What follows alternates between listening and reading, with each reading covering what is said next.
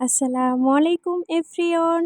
আমি সীমা পারভিন ব্লগসে আপনাদের জন্য নিয়ে চলে আসলাম আরও একটি নতুন ব্লগ নিয়ে। রমজান মাসে আপনাদের মাঝে কোনো ব্লগই আমি শেয়ার করতে পারছি না, কারণ এই মাসটা এত ব্যস্ততার মাস। প্রত্যেক দিন কীভাবে যে এত তাড়াতাড়ি চলে যায় আমি নিজেও বুঝতে পারি না। তাই আজকে আমি ঠিক করেছিলাম যে আপনাদের মাঝে ভিডিও শেয়ার করব। তাই ঘুম থেকে উঠেই বাড়ির যতগুলো পর্দা ছিল, জানালা দরজা সব কিছুকে খুলে একদম পরিষ্কার করে মেলে দিয়েছি। তারপরে আমার ছেলেটা আবার গাছের কিছু কুল কুড়িয়ে নিচ্ছিল। আমাদের কিন্তু কুলের গাছ আছে, আর গাছটাতে এত পরিমাণে কুল ধরে, আর পাকা পাকা কুলগুলো খেতেও কিন্তু দারুণ মিষ্টি লাগে। তবে রোজার মাসে খাওয়াই হয় না, তবুও আমার সোনা পাপাটা আমার হাতে দিল। এদিকে আমার সোনা পাপাটার খাওয়ার সময় হয়ে গিয়েছে। রোজার মাসে বাচ্চাদের এই একটাই অসুবিধা, খাওয়া দাওয়া করতে ঠান্ডা ভাত খেতে হয়। তবুও আমি ভাতটা একটু গরম করে দিয়েছি, মাংস ছিল, আলু ভাজা ছিল, ডিম ভেজে দিয়েছিলাম। তবুও কোনো মতে খেতেই চায় না, কারণ ও বলে, মাম্মি আপনি কেন খান না, আপনি খান না বলে আমারও খেতে ইচ্ছে করে না। তবে যাই হোক, ওকে গল্প শুনিয়ে অনেক কষ্ট করে খাইয়ে দিলাম। রোজার মাসে সকালের দিকটায় সব সময় বসে বসে কাটিয়ে দিলেও বিকেলের দিকে কিন্তু নিঃশ্বাস ছাড়ার মতো সময় পাওয়া যায় না, মানে কাজের চাপ এতটা পরিমাণে বেশি হয়। আমি বিকেলে রান্নাবান্না করতে চলে এসেছি।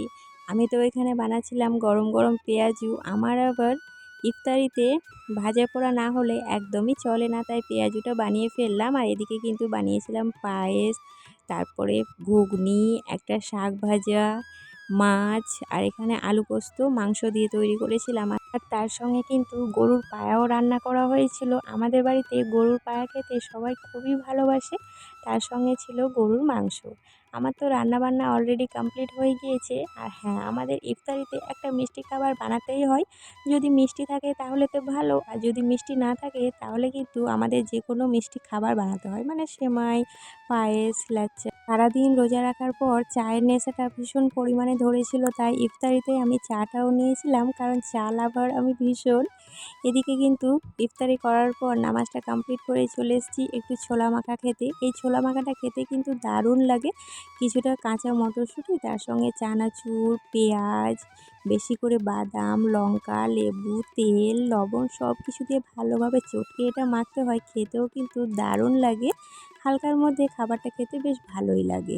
ওটি খাওয়ার পরে সন্ধেবেলায় ভাবলাম যে একটা আমাদের পাড়াতেই বাবু হয়েছে, সেই বাবুটাকে দেখতে যাব। তো বাবুটাকে দেওয়ার জন্য তো কিছু লাগবে, তাই আলমারি থেকে একটা রূপোর বালা বার করলাম। আসলে দানিশ যখন হয়েছিল তখন ওর এত রূপোর জিনিস পড়েছিল, এখন আমাদের রূপোর জিনিস কিনতেই হয় না। আর অতগুলো রূপোর জিনিস রেখেই কি করব, দানিশকে তো পরানোও হয় না, ও ছেলে বলে, তাই সব জিনিসগুলো রেখে দিয়েছিলাম। তাই এই বাবুটাকে একটা বালা দিয়ে দিচ্ছি। তার সঙ্গে কিন্তু দিয়েছিলাম এক জোড়া জামা, মানে দুটো জামা নিয়েছিলাম। আর এদিকে আমি একটা চুড়িদার বার করে নিলাম। যে চুড়িদারটা বার করেছিলাম এটাও কিন্তু আমার নিজের হাতে তৈরি, পরে একদিন আপনাদের মাঝে ভালোভাবে শেয়ার করব। আর এখানে যে ফ্রকটা দেখতে পাচ্ছেন এটাও কিন্তু আমি নিজের হাতে কেটে তারপর তৈরি করেছি। এটা আমার নিজের হাতের জীবনের প্রথম ফ্রক তৈরি করলাম। এটা আমি একটা আমার নাতনির জন্য তৈরি করেছি। সত্যি ফ্রকটা দেখতে আমার ভীষণ কিউট লাগছে। আপনাদের কেমন লাগছে অবশ্যই কিন্তু কমেন্ট করে জানাবেন। ব্ল্যাক কালারের ড্রেসটাতে আমি সাদা কালারের একটা লেস লাগিয়েছি, তাতে কিন্তু একটু বেশি সুন্দর লাগছে ফ্রকটা। আর আমার নাতনিটা এখন হাঁটতে শিখেছে, ওর কিন্তু বেশ ভালো হবে। আজকে দানিশকে স্কুলে অ্যাডমিশন করানো হয়েছে। যখন আমি বাবার বাড়িতে ছিলাম তখনও ওকে একটা স্কুলে অ্যাডমিশন করানো হয়েছিল, তবে সেটা 1 মাসের জন্য। আর এখানে এসে তো ভালোভাবে একটা ভালো স্কুলে অ্যাডমিশন করানো হলো।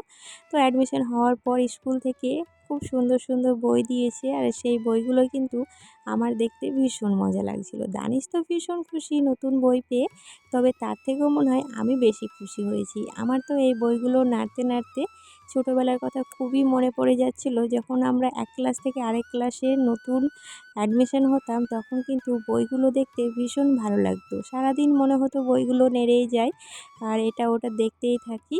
আর আম্মু আব্বুর কাছে শুধু বায়না করতাম যে আমার বইয়ে মলাট লাগিয়ে দেন।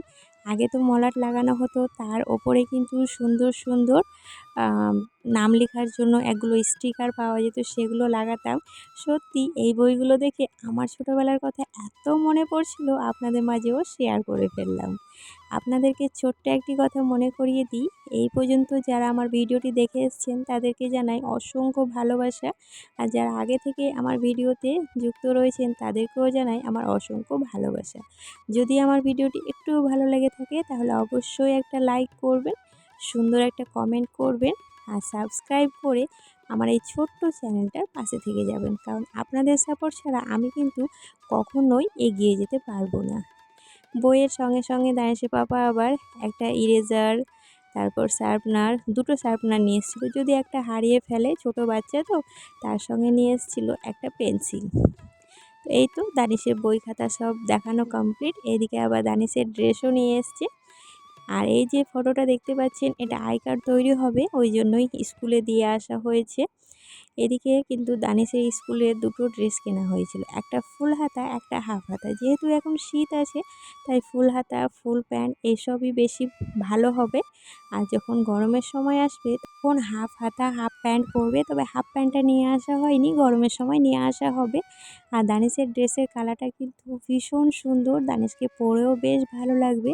সাদা হলে তো একদম নোংরা করেই ফেলতো, একদিন পরানোর পর আর পরানোই যেত না। তবে রেড কালারের বলে কিন্তু 2-4 দিন পরানো যাবে। এদিকে আবার একটা হোয়াইট কালারের ড্রেস ছিল, এটা শুধু বুধবার করে পরানো হবে, কারণ বুধবারের দিন পিটি ক্লাস হয়, আর সেই দিনই কিন্তু হোয়াইট ড্রেস, হোয়াইট জুতো সব কিছুই হোয়াইট। এদিকে আমার দানিশ নতুন বই পেয়ে কিন্তু ভীষণ পরিমাণে পড়াশোনা শুরু করে দিয়েছে, একদম থামতেই চাইছে না। আমি ভিডিওটি এখানে শেষ করছি। সবাই ভালো থাকবেন, সুস্থ থাকবেন। আল্লাহ হাফিজ।